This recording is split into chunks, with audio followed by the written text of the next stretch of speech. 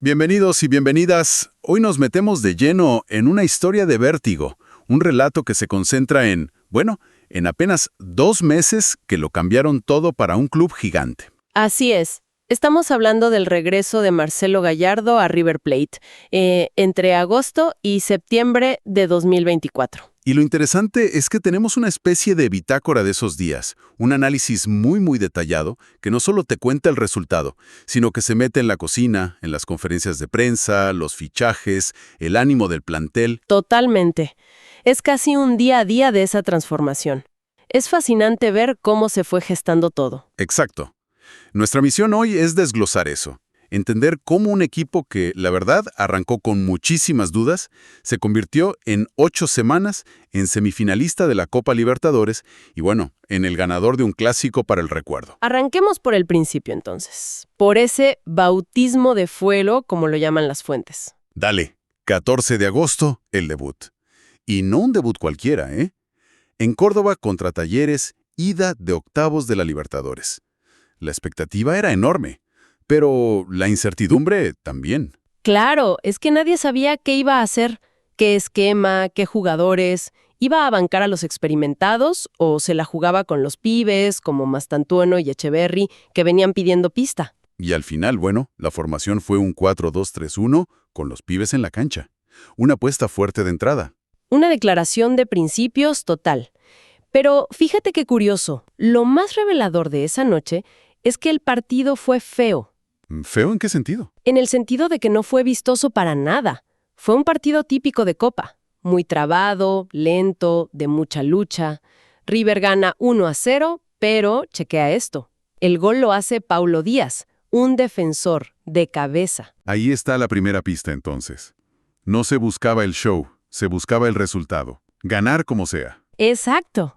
Esa es la primera señal clarísima del método Gallardo en esta segunda etapa. La prioridad absoluta, pero absoluta, es el resultado. El equipo se construye desde atrás, desde la solidez, aunque adelante todavía no haya fluidez. Claro, y mientras tanto en el torneo local se jugaba con suplentes, se empató con Gimnasia. El foco era uno solo. Estaba clarísimo. Y esa cautela se notaba también en sus palabras, ¿no? En las conferencias de esos días medía cada concepto. Dijo algo que para mí define todo ese mes, que tenía que trabajar en urgente. Esa frase es la clave de todo, trabajar en urgente, o sea, ponete en su lugar. Tenía un plantel enorme, jugadores que recién llegaban, otros que volvían de lesiones bravas como Borja, Colidio, Solari. Él mismo admitió que ni los había podido ver entrenar bien. Equipo en plena competencia de eliminación directa. Es una locura. Y en medio de esa locura, de esa urgencia, mientras armaba el rompecabezas, caen 2 bombas en el mercado de pases. Primero, Maxi Meza. Llega libre de México y a los 2 días ya está jugando. Una incorporación muy inteligente. Un jugador de selección, con experiencia. Pero lo que vino después, fue un golpe de efecto total. El 17 de agosto, se anuncia la llegada de Marcos Huevo Acuña, un campeón del mundo. Increíble. Y las notas que tenemos rescatan esa frase que Gallardo le dijo a Ruggeri en 2021. Si sos campeón del mundo, te traigo. Y cumplió. Ahora, ¿qué significa traer a un jugador de ese calibre en ese momento tan particular? Significa muchísimo más que un refuerzo. O sea, traer a Acuña, que se suma a otro campeón del mundo como Pesella, es una inyección de moral, de jerarquía. ¿Te cambia el aire del vestuario de un día para el otro? Es un mensaje. Es un mensaje potentísimo. Para adentro, para tu plantel que ve cómo sube la vara, y para afuera, para los rivales. De repente, la exigencia para todos es otra. Y con ese nuevo aire llega la vuelta contra Talleres, el 21 de agosto en el Monumental. Y ahí, Gallardo vuelve a mover el tablero. Pone a Borja de titular. Y Borja, es Borja. Le responde, marca el primer gol, el que abre el partido. El famoso colibrí, que parece que tiene un pacto con el gol. O sea, cada vez que está en la cancha, algo pasa. No fue un partido fácil ese, ¿eh? Modó, y a partir del gol de Borja, empezó a controlar. Fue una victoria de carácter. River gana 2-1, a cuartos. Primer gran objetivo cumplido. Y para cerrar un mes que fue casi perfecto, las notas destacan lo que llaman la frutilla del postre. Sí. Unos días después, Boca queda eliminado de la Copa Sudamericana. Y el autor sugiere que hubo un efecto Gallardo que magnificó la crisis del rival. ¿Puede ser tan así? Es difícil medirlo, pero en el fútbol argentino lo psicológico es fundamental. No creo que sea una causa directa, pero la llegada de Gallardo, los fichajes, la clasificación, todo eso generó una ola de optimismo en River que chocaba de frente con el clima de problemas que vivía su rival. Claro, un buen momento propio se disfruta al doble si el otro está mal. Tal cual, para el hincha de River sin dudas fue la semana perfecta. Pero bueno, como siempre pasa en el fútbol, la euforia dura poco. Entramos en septiembre y el equipo se frena. Vuelve a generar dudas. 2 empates 0-0 seguidos. Primero contra Newell's en casa, un partido que describen como flojo, muy trabado, y el segundo fue peor. Contra Independiente. Sí, en Avellaneda. Porque River jugó casi todo el segundo tiempo con un hombre más, y todo fue incapaz de generar peligro, de quebrar el cero. Ahí se encendieron algunas alarmas. La solidez defensiva estaba, pero de la mitad de cancha para adelante el equipo no lastimaba. El propio Gallardo lo admite en la conferencia. Dice que con la defensa y la estructura sólida no alcanza. Falta esa conexión. Las notas usan una metáfora genial. Al equipo le faltaba aceite. Se notaba así. Y justo en ese momento de duda, llega algo providencial. La fecha FIFA, el parate. El punto de inflexión.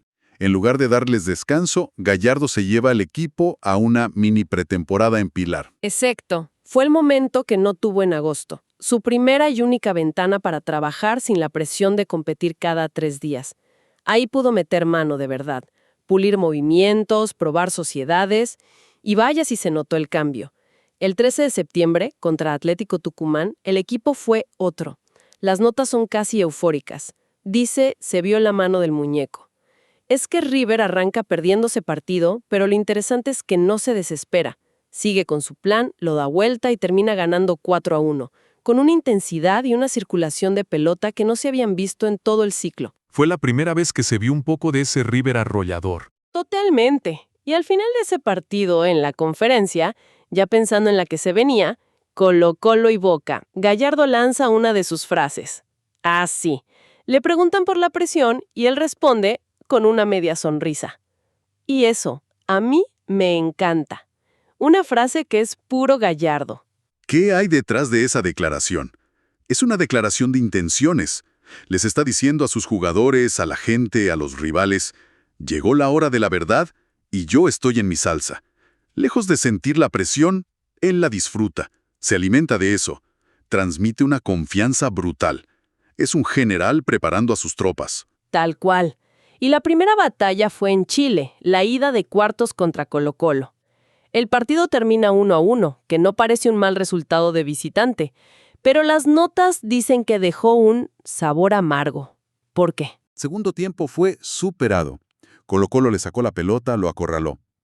La sensación fue que la llave quedaba completamente abierta y que el rival era mucho más duro de lo que se pensaba. Y con esa llave abierta, con toda la presión para la vuelta, llega el momento de la decisión más arriesgada de todas. Sábado, 21 de septiembre, superclásico en La Bombonera, 3 días antes de la revancha. Y Gallardo decide poner un equipo, mayoritariamente suplente. Una apuesta de un riesgo altísimo. Altísimo. Porque un clásico siempre deja secuelas. Una derrota en La Bombonera con un equipo alternativo te podía dinamitar la moral del grupo antes del partido del año. Podía haber sido un desastre. Pero él tenía un plan. Y lo explicó de una manera brillante después del partido.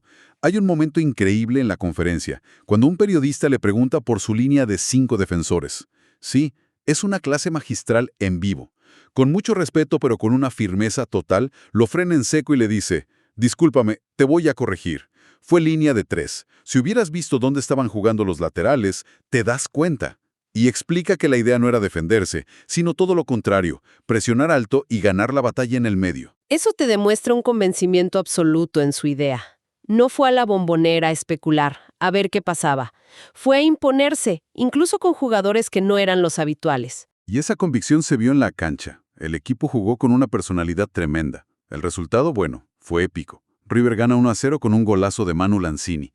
Y las notas describen muy bien la frustración de Boca. Su capitán rojo, fuera de fútbol, y su técnico, Gago, perdido, silbados por su gente. Ganar de esa manera, con ese plan y con ese equipo, tiene que haber sido un envión anímico descomunal.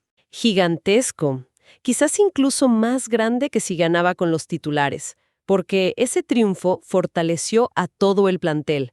Demostró que todos estaban a la altura y que el plan funcionaba sin importar los nombres. Y con esa inyección de confianza llega la noche del martes 24, la vuelta contra Colo-Colo en un Monumental que era una caldera. Vuelven los titulares. Se notó el efecto del clásico. Se notó desde el primer minuto. El análisis dice que River salió a jugar con otro temperamento, otra actitud, a comer los tobillos. El equipo jugó un partidazo con una intensidad que ahogó a Colo-Colo. Gana 1-0 con gol de Colidio, que hizo un laburo de desgaste tremendo. Y aparecieron figuras clave, ¿no? Se destaca mucho a Nacho Fernández, que venía medio cuestionado, y a Armani, que tapó un par de pelotas bravas sobre el final. Fue una victoria del equipo, pero con el sello del entrenador en todos lados. Y como si fuera poco, estaba la historia de Arturo Vidal. Ah, sí, el personaje de la serie. Habló toda la semana, se sacó fotos con la camiseta de Boca. Con una leve risa, y el fútbol tiene esa ironía. Al final, terminó siendo el protagonista, pero de los memes. Eso sumó a la sensación de una victoria total para River. Fue la culminación de una semana soñada. En 48 horas se ganó el clásico con el plan B y se clasificó a semifinales con el plan A. Impresionante. Así que, haciendo un balance, en menos de 2 meses el panorama dio un giro de 180 grados. Se pasó de la incertidumbre de agosto, de ese trabajar en urgente, a la épica de septiembre. Y lo más interesante que se desprende de este análisis es que no era un River perfecto en su juego, ¿eh? Todavía era irregular. Pero se había convertido en un River que volvía a creer en sí mismo, que competía con una fortaleza mental extraordinaria. Esa mentalidad, esa mística recuperada, fue la mayor victoria de Gallardo en ese corto tiempo. Sin dudas. Y las notas cierran con una reflexión que nos deja en suspenso. Se logró algo increíble, pero ahora venía el examen final. Atlético Mineiro en semifinales. Y la pregunta que queda flotando es: ¿estaba este River renacido, forjado en la adversidad, realmente preparado para el desafío más grande de todos? Una historia que, como bien dicen las fuentes, se contará en el próximo capítulo.